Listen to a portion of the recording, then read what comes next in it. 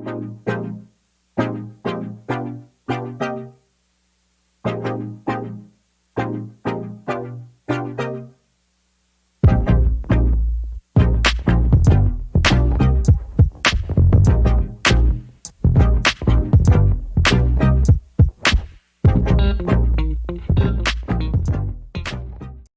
To #kitchen. ఈరోజు మనం బొరుగులు మిక్చర్ చేసుకుందాం.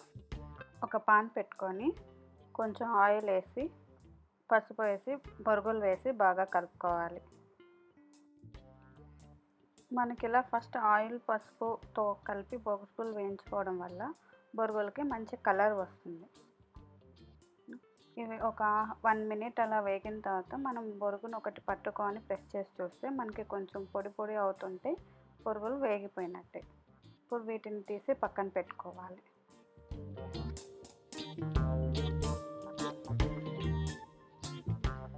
ఇప్పుడు ఇంకొక పాన్ పెట్టుకొని కొంచెం ఆయిల్ వేసి వేడి చేసుకోవాలి.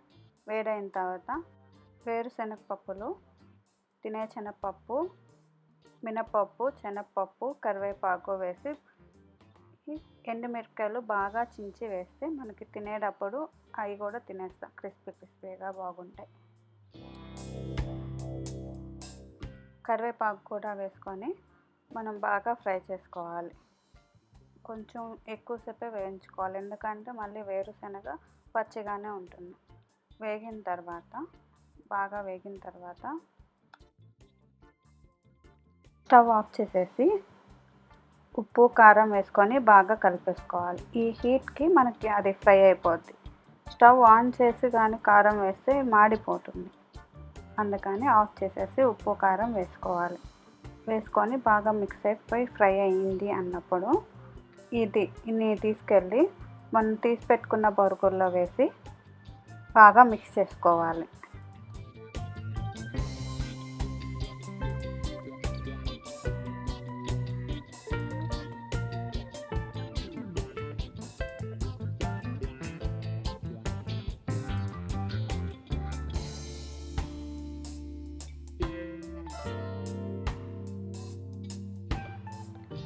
బాగా మొత్తం మిక్స్ అయ్యేటట్టుగా బొరుగులంతా మిక్స్ చేసుకోవాలి.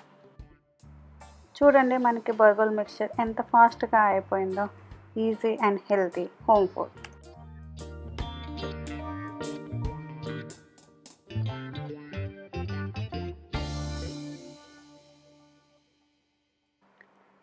మనం ఇప్పుడు ఈ మిక్చర్తో మసాలా మిక్చర్ ఎలా చేసుకోవచ్చో చూద్దాం. మనం ఇప్పుడు చేసుకున్న మిక్చర్ని ఒక బౌల్లో వేసుకొని కొంచెం కట్ చేసుకున్న ఆనియన్స్, కొంచెం కట్ చేసుకున్న టమాటాస్ లోపల గుజ్జుని తీసేసి కట్ చేసుకోవాలి. కొంచెం నిమ్మకాయ, మ్యాంగో సీజన్ కాబట్టి పచ్చి మ్యాంగో కూడా వేసి కలుపుకుంటే చాలా బాగుంటుంది. ఇవన్నీ వేసి మనం బాగా మిక్స్ చేసేసుకుంటే మనకి ఇదే బొరుగుల మిక్చర్. ఇంతే అండి, చాలా సింపుల్. చూడండి ఎంత సింపుల్గా మనకి మసాలా మిక్చర్ కూడా రెడీ అయిపోయింది.